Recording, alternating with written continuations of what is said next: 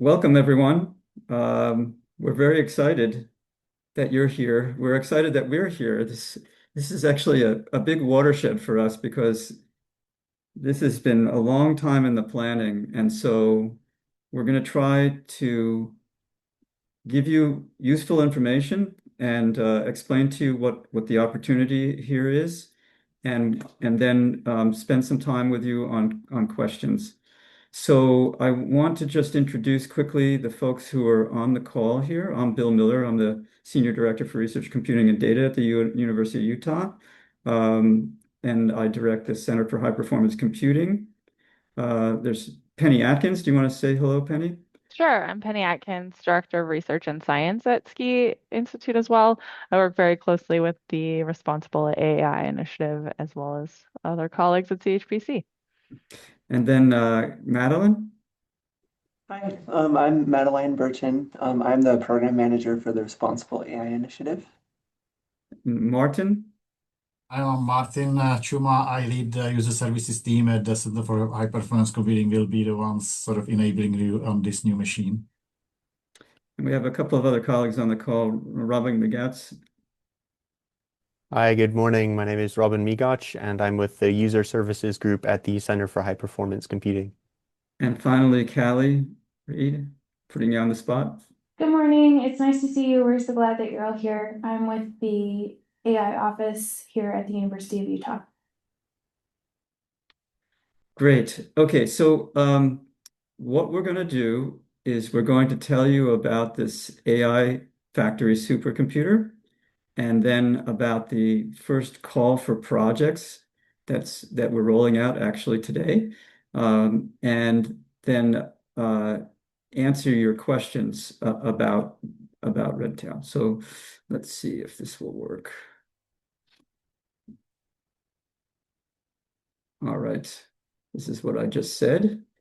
And then, many of you probably know this, but the uh, the legislature has worked with the university and with the Huntsman Family Foundation on a partnership to fund and deploy an AI supercomputer called an AI factory. And President Randall's quote here is really what explains what this is about, trying to build up the state's capability in computing power, and particularly for scalable AI that benefits higher education and healthcare and that benefits the state and broader education and entrepreneurship. And that's what we're just about to get. The machine itself, I'll talk about it in a moment, is just about in final deployment. We're working with Hewlett Packard Enterprise, is supplying the capability. And meanwhile, we wanted to get a jump start on bringing in projects to run on the machine at the beginning. So here's a little bit more detail. This is an advanced resource. It's a $50 million investment. It's a 5-year public-private partnership, as I mentioned, among the state and the U and Huntsman, with technologies from Hewlett Packard and NVIDIA. We received $15 million of that from the legislature in this current appropriation. SCI, the Center for High Performance Computing and Scientific Computing and Imaging Institute, we're conducting operations and allocations and enablement. But the important point here is that this is a statewide resource. It's a resource for the state, and we're doing that on behalf of everyone. An important piece that we're kind of going to spend time on today is the enablement of that. It's not just having the blinking light machine, but actually being able to use it. And there's a lot of training and access and facilitation, trying to make sure that all the users in the space that we're trying to support are able to use it and know enough about how to do that. There's also lots on student and professional development and entrepreneurship that will be coming as part of this operations. So as I mentioned, and I'll say a little bit more about this, we are expecting to get the keys to the system in late July. And that's going to kick off sort of an early initial kind of tuning operations phase. And that's natural for something of this scale. We are anyway going to run projects on it during that time, but it'll be a learning experience for both sides. So that's part of the gestalt here. And then we'll roll into full operations in the fall with more of a regular cadence of allocation process that we are familiar with the Center for High Performance Computing. So what's in the box? I'm going to turn it to Martin to just take us through what this machine has and its capabilities. Yeah, so this is, as Bill said, it's built by Hewlett-Packard Enterprise, so it comprises of their Cray XD 670 nodes, 33 of them. These are what NVIDIA would call the DGX reference architecture for high-performance GPU computing, especially for machine learning and AI. Yeah, so it has each node has 8 NVIDIA H200 GPUs in a socket form. Each GPU has 141 gigabytes of VRAM. But then each node has also two 56 cores Intel CPUs, 2 terabytes of RAM. So it's a relatively high-end CPU there from Intel, but importantly are the H200 GPUs. Yeah? So total 264 of them, about a little under 4,000 cores, 66 terabytes of RAM. The most important aspect in my mind is the GPU interconnect. So there is a very fast internal GPU interconnect within each node over NVLink, 900 gigabits per second. And then even more importantly, each GPU is connected to an InfiniBand card, which is connected to a network at 400 gigabits per second. So you have 8 400 gigabit per second links between those GPU nodes. So that enables efficient multi-node computing, both for AI and for any other simulation. So this is a new capability that we haven't had on our systems yet. On the top of that, there will be the data part, which will be a 1 petabyte Weka storage that's also fast connected to each of the compute nodes via a dedicated InfiniBand card. So it will be another 400 gigabits per second going to the storage from each node. So that allows you to, say, load your AI models fast and things like that. And then finally, since this is going to be located in an external data center down in Bluffdale, then we're setting up a fast network connection and 140 gigabits per second to Utah Educational and Telehealth Network and University of Utah to our data center at the U here. So this will allow fast speed interconnects to any Utah higher ed or any Utah institution that is connected to UETN, which is pretty much all educational institutions in the state, and then also to our data center here in downtown. And I'll pass it on to you, Bill. Thank you, Martin. So it's big and it's powerful and it's new. So we will be pleased to figure out how to best use this with you. One thing that we should note, it's big enough to be on the top 500 list of the most powerful systems in the world. That list comes out twice a year in the June list. We in HPE submitted, and it was ranked 159. So top 200 machines. And if you think about just the U.S. academic systems, we're in the top 10, and we are self-funded because this machine is not funded by one of the federal government agencies. So we're really in the top 5 there. So this machine pushes us right to the leadership around the country of capabilities for AI infrastructure. Also, there's a green 500 list, and we're number 76, which is pretty good too. And that's for performance per unit of power. And you can find the details. I put the link here, and we'll share the slides. We're going to post the slides and the recording for folks. So if you want to see the details there, you're welcome to. Just quick timeline. So I mentioned that we expect to get the keys in late July now. There was a little bit of a delay with some software on their side, but they're otherwise completely on schedule, which has been fabulous. And then we're in sort of that preparation phase at the end of it now, and then we'll be starting the initial operations, and we have this initial allocation, this call for proposals, and then we'll get into the full operations later on in the fall. So now I'm going to switch gears and talk quickly about sort of what our overall enablement effort is to bring people to the machine and help make this impactful and useful. So we are dedicated to broaden access for Utah researchers, educators, and innovators. The system itself is called Redtail. We went through a whole competition on that, and the idea was to have this a symbolic um, symbol of the sort of broad range. So the red-tailed hawk has a very broad range across Utah, and it's very intentional and it's moving fast. So we thought that that was appropriate for this capability. We want to ensure broad access by helping to facilitate readiness, because some folks on the call are very ready to use a supercomputer, and not everyone else is.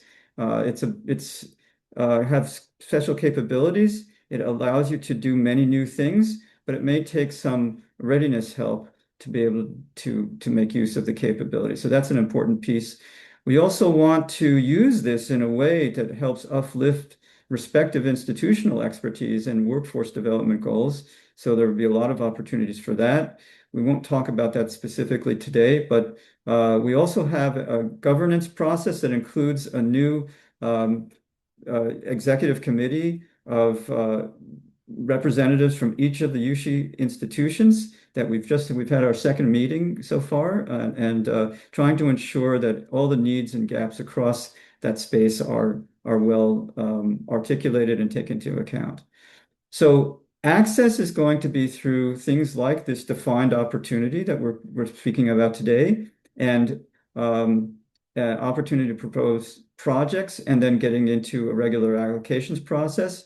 There's onboarding that has to happen, sort of the technical aspects of how you actually get through onboarding, and that's through the CHPC front door and then to the supercomputer, and that will be tailored to the different needs and user experiences.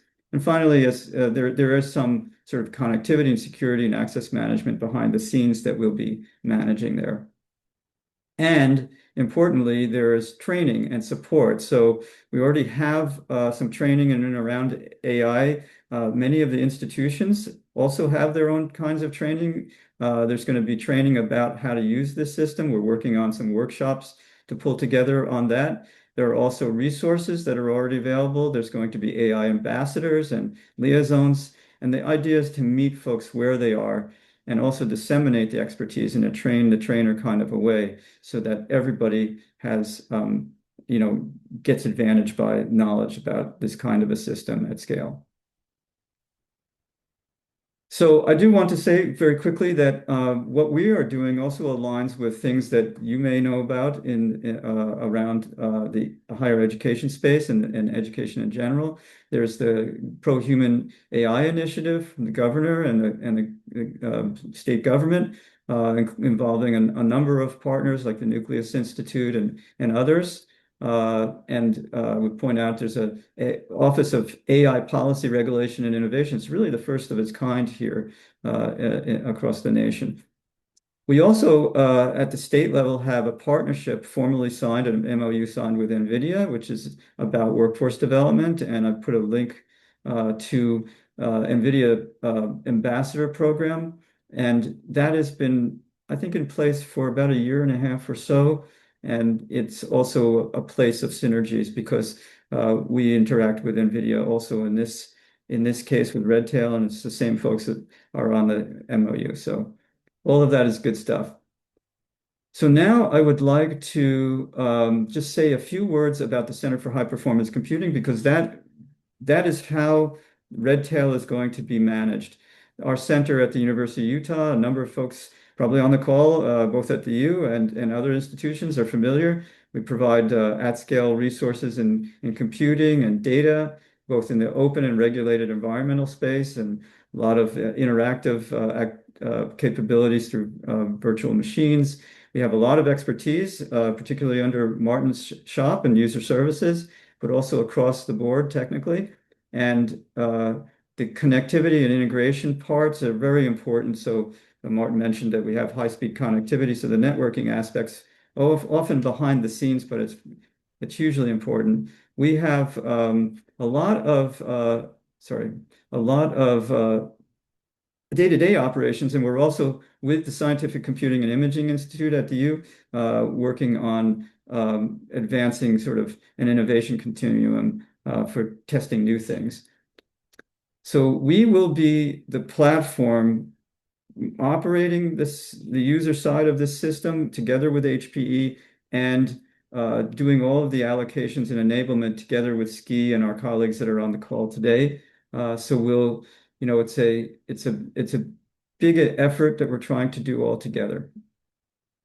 The last thing I will say is that we have already some of the hardware that's going to be on the supercomputer locally running both at SKI and at CHPC in the form of investments through the Responsible AI initiative at the U, actual H200 nodes that are running both at CHPC and SKI. And what that does, in addition to being used already on premises, is it gives us the ability to scale. So you come in, and if you need to try your project locally before we run it at scale at the supercomputer, that's a pathway for doing that. And so we have a lot of experience now with the actual hardware itself. Some of the internet connect and the super parts of this are new, as Martin mentioned. So that's where the growth is going to be for our side as well. So with that, I think I want to turn it to Penny to take us through the project and the call with Madeline. Perfect. Thank you, Bill. So as Bill kind of laid out, we're really excited to get folks onboarded onto this new supercomputer. So what we're doing is launching this initial call for projects where we're looking for specific challenges around, well, scientific and societal impact. So we are really looking for AI-ready research projects, education projects that can leverage this large computational scale that Redtail provides. This is early days, so we're kind of looking for folks across the scale. We'd love to have amazing examples of how people are using this machine for various use cases, not just your standard computer science type scaling use cases, but really what we can do to impact those of us across Utah. So this initial call for challenges is open to USHE faculty, staff, and instructors. So that's anyone from a institution across Utah. This is not limited to current users of HPC, but it is limited to kind of this smaller use case within USHE. And this is really just to make sure that we can start with a trusted use case with a trusted community and make sure that we can launch this easily to overcome some of the initial enablement challenges as well. We are looking for projects that are focused on near-term critical milestones or impacts. But if you're working on a project that is very opportunistic at the time where you could leverage this for educational purposes, we'd love to see those as well. So as I mentioned, some of our motivations are to really get this first cohort of projects running. We can have this initial operations phase where we're able to see projects be enabled, understand some of the initial challenges that we might find, but this will also help us ensure that we can have success as we launch this in full operations phase in the fall. So we're really looking for those challenge projects, ambitious goals and outcomes for research and education.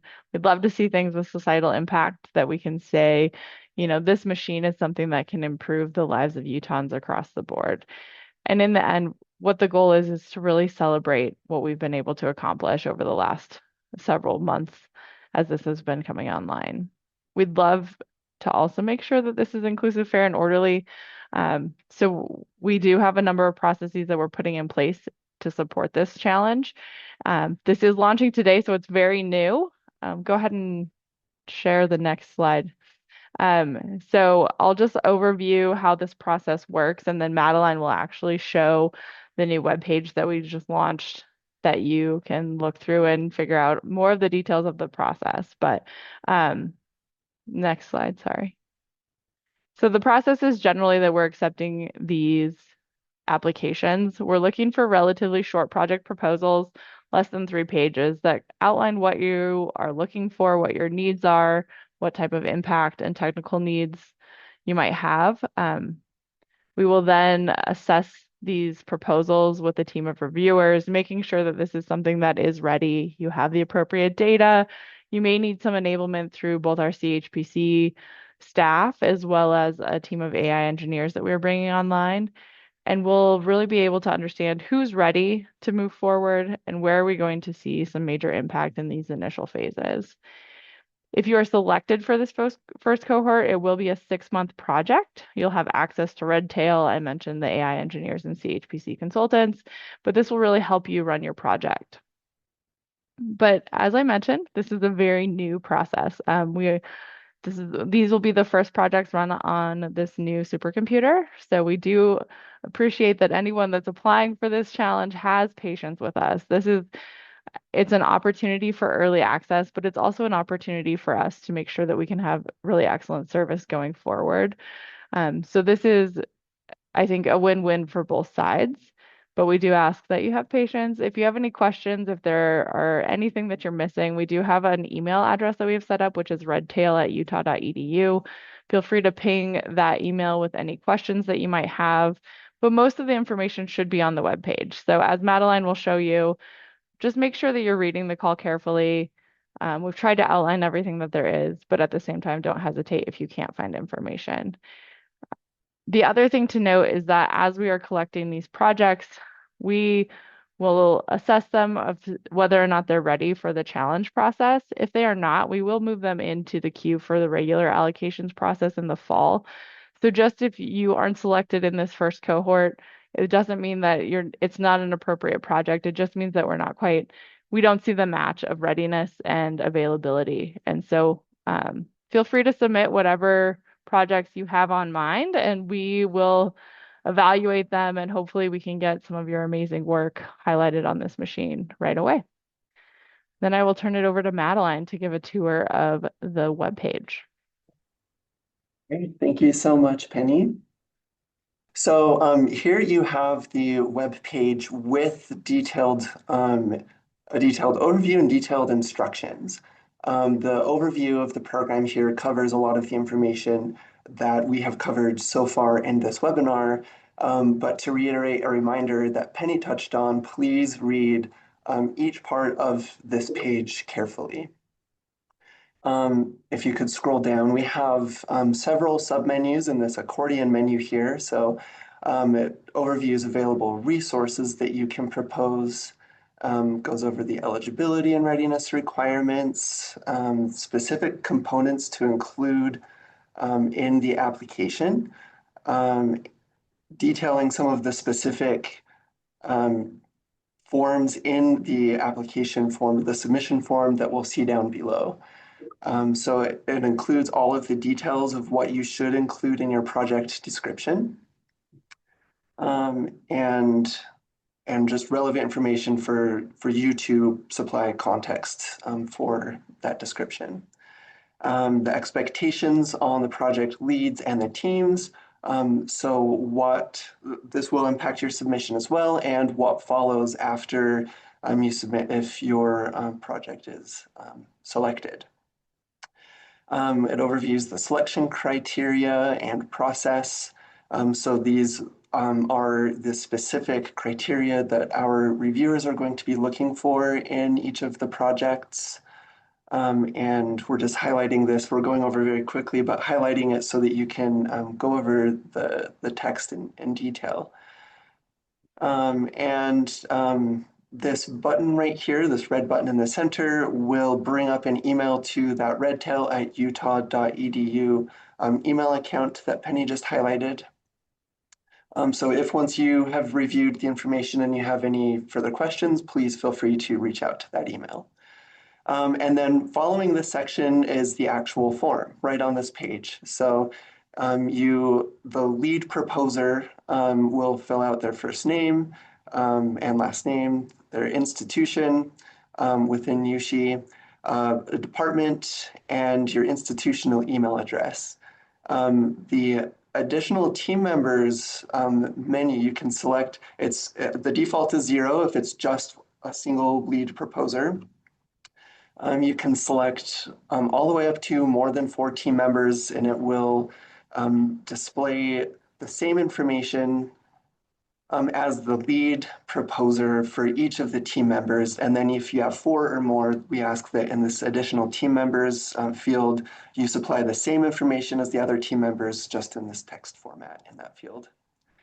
Then the project abstract in the field after that is a maximum of 250 words.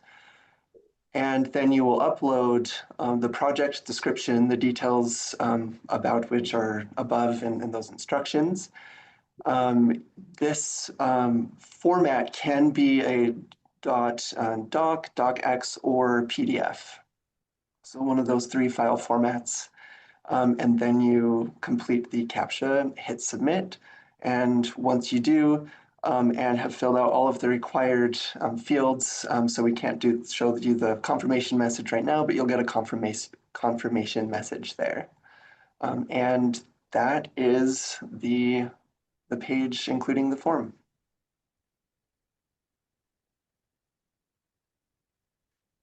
So I believe I'll turn the time over to Martin next. Yes, so Okay. we'll be talking now about what tools are available on the Okay, let me- system. So that's on the next slide.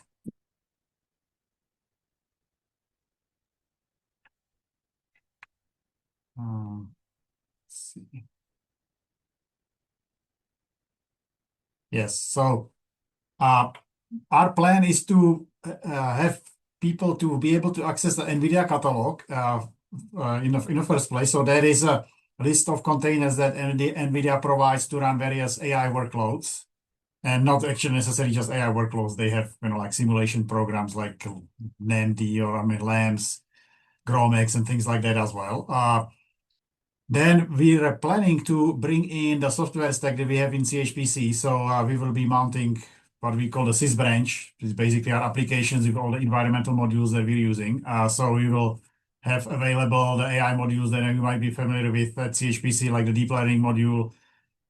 You will be able to run, say, the OLAMA module to run LM inference or HPC applications, like, for example, WASP. WASP will be pretty useful here because the high-speed interconnect will allow it to be more efficient across multiple nodes. You can also install your own environment. A lot of people install their own environments, for example, for PyTorch simulations and things like that. So you will be able to use Conda or UV or any other package manager using Python. The experience should be very similar to being on CHPC. On CHPC Linux clusters. If you don't have experience with that, let us know. We can work with you on that. And that brings me to the last point here. If you don't see things on the list here, ask us, and we will work with you to figure out how to get this particular program you may need working. That's thing that we do all the time. If you've ever worked with our support, you know that when you send in a ticket, we generally try to work with you to get you enabled on our systems with whatever you need. So that would be the plan in here as well. So next slide. And then just to kind of give an overview of what AI resources and tools we have available. So we've already mentioned all the compute and data resources that we have, including 10 H200 nodes that we've already had for about a year obtained through our AI initiative. We have a lot more other GPUs, either general or owned by PIs.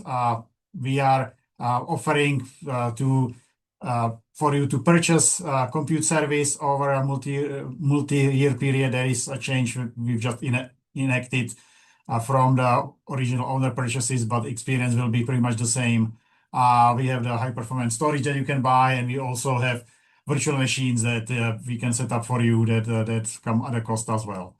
As for the tools and applications, I mentioned a little bit of that on a previous slide. We have a deep learning module, various tools for interfacing AI, generative AI inference programs like OLAMA, VLLM, Hugging Face, generative AI models. We have a module called Gen AI, which brings in all the Python stack with PyTorch and Hugging Face, so you can programmatically interact with AI models. We have various NVIDIA tools like the Cosmos Predict and so on. There's a lot of protein structure or biomolecular structure prediction tools that use AI as well, things like that.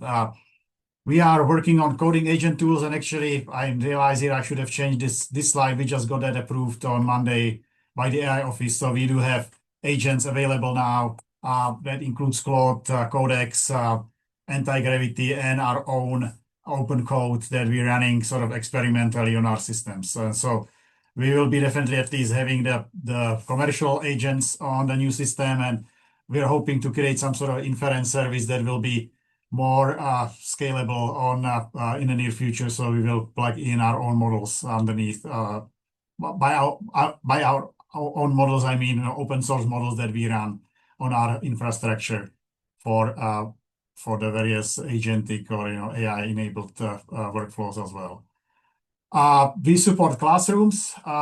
We generally provide compute support for classrooms that need more compute than, say, students' laptops would be, or the labs in the various departments, about 20-25 classes per semester. We have a pretty streamlined interface. We're providing a web interface to our Linux systems, either via remote desktop or via Jupyter, with custom Python environments for the class. You can ask for GPU reservations. Generally, the classes don't need very performing GPUs, and so we try to steer them to our older GPUs. But if you need modern GPUs, there are some available as well. And we are working on more resources in that respect that would enable you to scale, say, the class workflows without using too many GPU resources in the near future.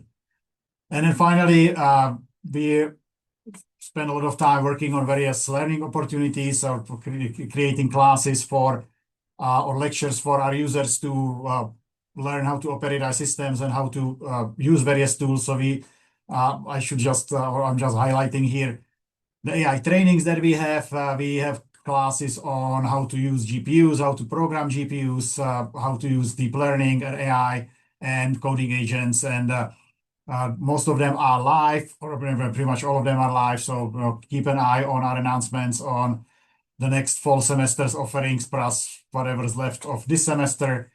And we also have it recorded, and on request, we make the recordings available as well. And then finally, sort of a big plug for a new event that we are planning on August 20th. My colleague Mike Remshaw, who became NVIDIA AI ambassador recently, he will be co-presenting the fundamentals of deep learning, a whole day workshop that NVIDIA created, which will be running here on campus. I believe it will be in one of the buildings in the research park. So keep an eye for announcement on that as well. And I think that's pretty much all from our presentation, right? So the next step here is the questions. Thank you, Martin. I wanted to have Martin go through some of the resources that we have at CHPC already, so that people are aware that it's there and that we're able to help you. The difference between what's on our on-premises systems and what's on the AI factory is all coming together now, because, as I say, the machine is in final stages of deployment. And one of the reasons why we want to have this call is to drive the needs for making sure we know what we need to have installed also on the supercomputer. So this is really why the timing is the way it is. So let's see. I guess the next slide is just questions. I think we'll stop sharing the slides. Would that be good? Because then it's easier to see what's going on. So I will do that. Let's see. I can do it. Let's see. My windows are all hidden here. Yeah, well, Bill is doing this. Feel free to ask anything, I think, including not just the process of submitting the proposal, but anything that you might be curious about how to run on the system and things like that, because we have people from all around here that should be able to answer those questions. So we've had a few questions in the chat. The first one, I think, is around the due date for the first round of submissions. So these projects will be reviewed as received, so on a rolling basis.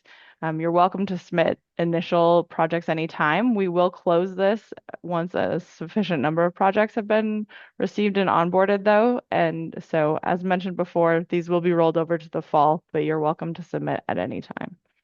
I think too, for a proposer, we're going to try to start the reviewing in a couple of weeks.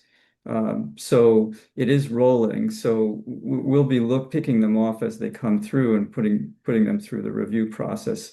But we'll try to give people a few weeks to compose and ask questions if they need to.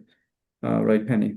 Yep, absolutely. And before we go further, I wanted to introduce a couple of other folks who have joined the panel. There's Manish Parashar, who's Executive Director of the Ski Institute. Don't know if he wants to say hello, and then there's also Greg Jones from the University President's Office, who's been very involved in all of this. There's Greg. He's there. Yeah, and I'll say hello even if Manish isn't going to. So Oh, yeah, it's he's great going to say have hello. everybody on. I see, almost 200 people on the webinar, so that's Yeah. awesome. Yeah. Yeah. Well, I will say hello, and I will also say a big thank you to Bill and Martin and Penny and Kelly and Madeline, and of course Greg and team, Robin, who have done such an amazing job getting from zero to Redtail in, I would say, 9 months, which is quite incredible. And so thank you for your leadership. Thank you for all the hard work. And as he's just said, we're only getting started. That's right. As of today. Thank you, Manish. So let's get back to the questions. So that I think we got the first one. Go ahead. So the next question is, how would we be able to access the AI models? Will there be an API? And I think this was posted during the CHPC section. Yeah, I can take that. So at first we won't have API mainly because we're working on it. Yeah, so and that kind of answers the question about light LLM down below as well. So we want to create some sort of an inference service that will be in the back end will be some models that we will choose most likely to run.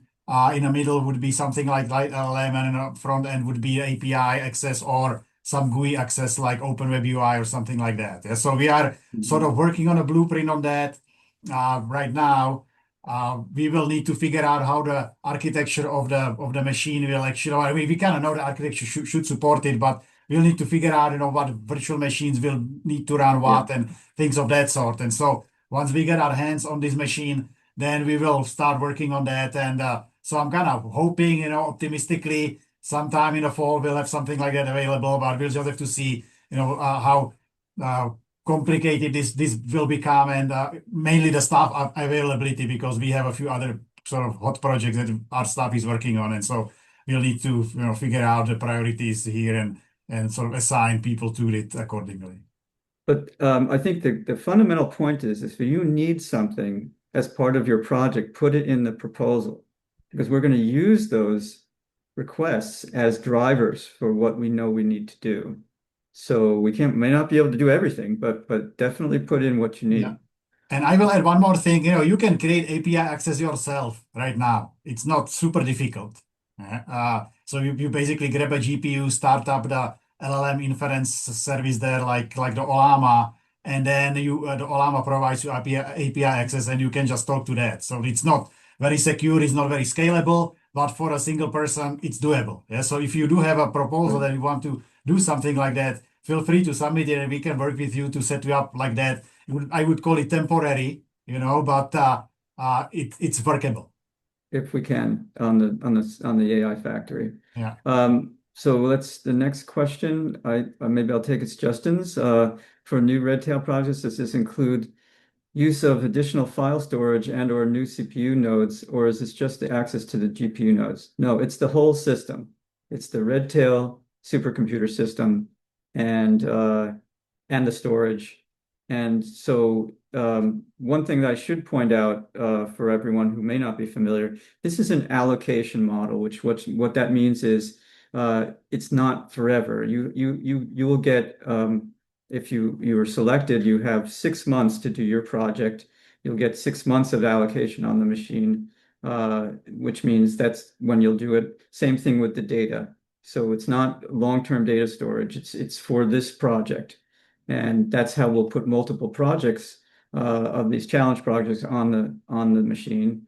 Everybody will have their space, but it'll be for a determined time.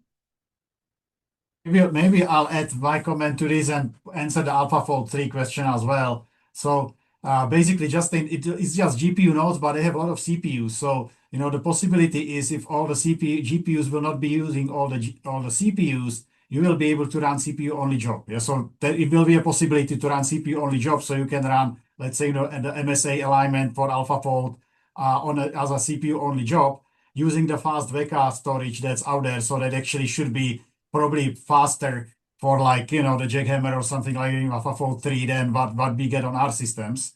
And then you can run the second job to do the AI inference of the AlphaFold 3 or AlphaFold in general on the GPU partition or on the GPU. So I think that should be fairly workable. And that, again, like I'm saying AlphaFold 3 as well. So yes, you should be able to run AlphaFold 3 there, and we will work on the system once we get it set up to load up, all the weights and things like that on the Weka, so that people will be able to get it faster than pulling it out of the storage that we have them currently in our data center.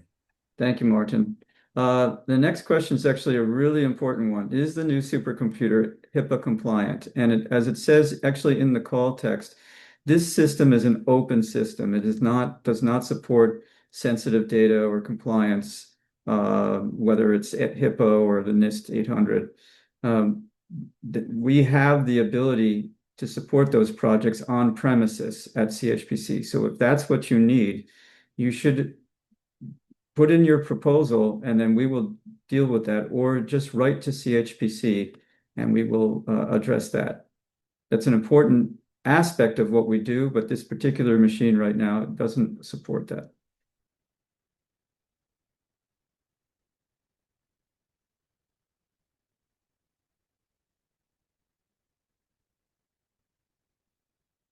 So next question, do we have some good example use cases that we're seeing for submissions?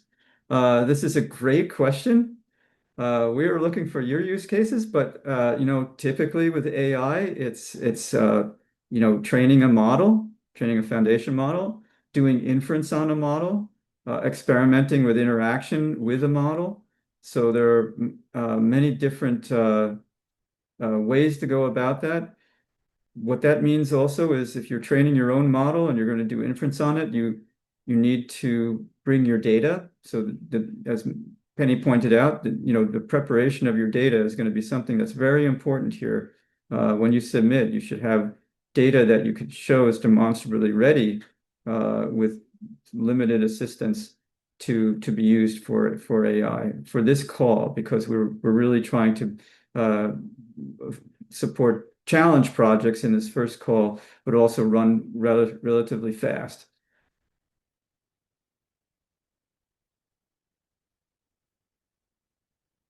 What would the regular allocation process look like, especially for initial ideas and explorations not ready for a proposal? That's a great question, and that is the kind of thing you would want to propose in a regular allocation when you're doing some experimental ideas and you don't have an impact already and a challenge very well formed the way that the call reads now. So if you have experimental activities that you want to do, just like you would do in any kind of a research computing environment, the regular allocation process in the fall will be best for that. So you have to use your judgment. If you can respond to this call, which is really specifically looking at challenging projects that have a well-defined impact and plan to them, that this is the call for you. It doesn't have to saturate the entire machine, your project for this call.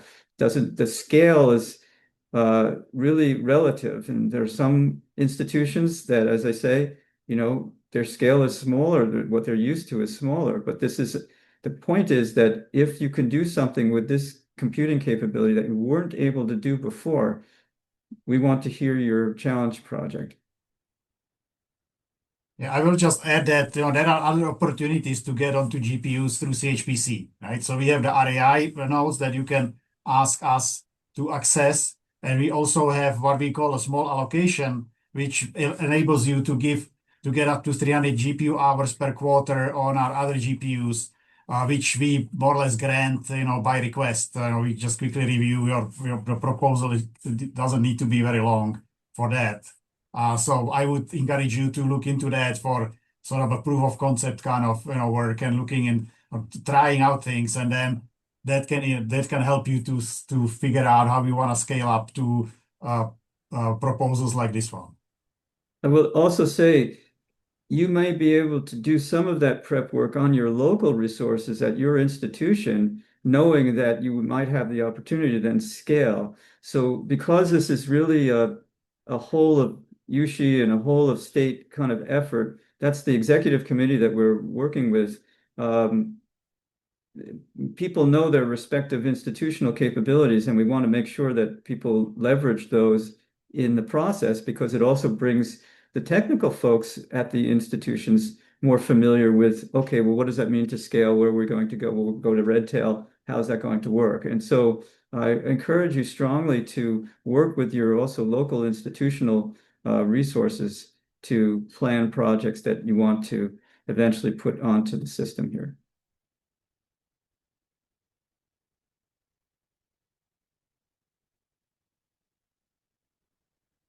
There's a question here from Mohammed. Do we need a specific proposal? We just want a shell access.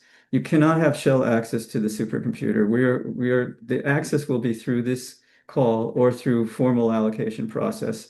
What Martin said about being able to run on CHPC resources, that's something that we all have. We have the ability to do that.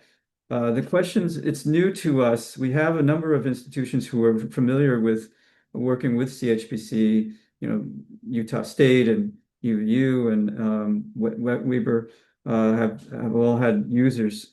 We're now charged to support with the AI factory, we're charged to support the whole state. We're not used to having our CHPC doing that for the whole state. And so it's a learning process for us. And so please have patience with us, but there are two email addresses. One is the redtail@utah.edu. That's for this challenge call. If you send a note in there that says, hey, but I'm interested in CHPC, they'll forward it to the CHPC help desk. You can also go directly to the CHPC help desk if you have a CHPC question, and we'll get you through the process there. Yeah, and I'd extend that answer to Mohammed. Write up a short proposal so that we know what you're trying to do, what the educational use case is, and what you're trying to do with Llama and such, and see what actually can be done. Right, so it might not be shell access, it might be some other access, but go ahead and write up. You don't have to do 3 pages. Do a half-page write-up on what this is and start the conversation, either via email or through this application process, but just start the conversation. Thanks, Greg. Sure. Okay. Will there be an overcap queue for users without a proposal when the allocated resources for accepted proposals are not fully utilized? Will, I think this talks more about the sort of a guest access or kind of like a preemptible. Yes. But let's stick with Redtail, I think, for here. We're going to try to manage this and accumulate a first cohort of projects that fit well with the call, and they have the characteristics that the call is asking for. As Penny said, and it says also in the call text, if your project wasn't selected for that, and of course it's appropriate to do on a supercomputer, then it will go into the regular queue for the allocations queue. The question about whether we have excess capacity on the system to just let people come in and be guests, we're not really contemplating using the supercomputer that way, but CHPC has processes exactly like that. So the best thing, and Greg pointed this out just a moment ago, the best thing to do is if you have a project that fits with what we're asking for, write it down and put it in, because that's how you get yourself into the queue.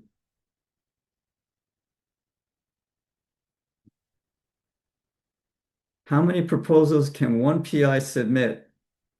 Um, I assume you mean to this call because you could probably submit many to many things as PIs are wont to do. But for this call, you can only be one lead. You can be lead on one proposal. But it also says you could be a collaborator, a team member on other proposals, but you can only be lead on one.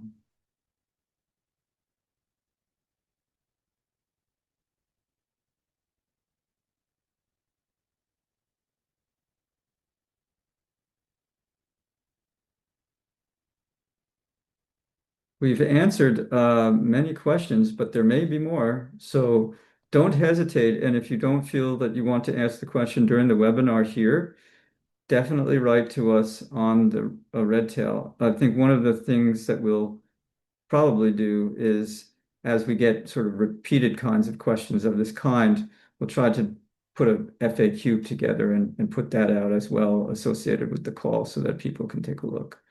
Um, let's see. We have Can we?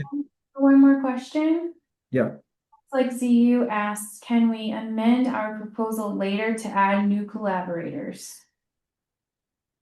I I I wouldn't think we would change the actual proposal, but if you add collaborators, then we'll do that as part of the process if you're selected. The point of putting them into the call is to gather the information about them also so that when we take the projects and ingest them into our management system, we have the names of people who have to be made users of the system. So it's quite important to do it for that reason, but we also want to know the breadth of who is going to be using the system. If there's going to always be changes. I don't know if we want to have an amendment process because that's a little bit more complicated than what we've envisioned for our system. But you can email us if something changes. So that would be the way I would suggest doing it. Any other last questions here? We've been good on time. Uh, let's also see if anybody on the panel has any additional things they want to make sure that we say. I think the only thing is huge thanks to everything that you've been doing, both Bill and Manish. I think you've been leading this effort for a very long time. I think it's been impressive to see where we're at. Thanks to all of you who are here. It's been great to see the enthusiasm around this program, and I think we're excited to see first enablement projects. So thank you to everyone who's participating here in this webinar, and thank you to everyone who's laid all the groundwork. I think there's been a lot of effort here, so it's been really impressive to see. Thank you, Penny, as well. You have underplayed your importance as usual, but it's been a real effort of a coalition of the willing here. And again, I've been also very pleased to get to know folks from the other institutions as we go forward here. This is really important that we make sure that we meet everybody where they're at. And so we'll be also starting to reach out to individual institutions to offer them a little bit more one-on-one. One last point from Justin. Thanks and excitement about Redtail. Well, we're excited. We are excited. It's coming close to behind the scenes, by the way, folks, before you get off. The technical staff at the Center for High Performance Computing have been working overtime in addition to their regular activities to work with HPE on every single level of that technology stack that you saw to make sure that the system is configured the way we want it to. And it's been a great interaction, but it's been a lot of work on their part. So I really thank them for their efforts as well. So with that, I think we can we call it? Okay. Well, thank you, everybody. Have a great rest of the week. Take care. Bye-bye. Thank you.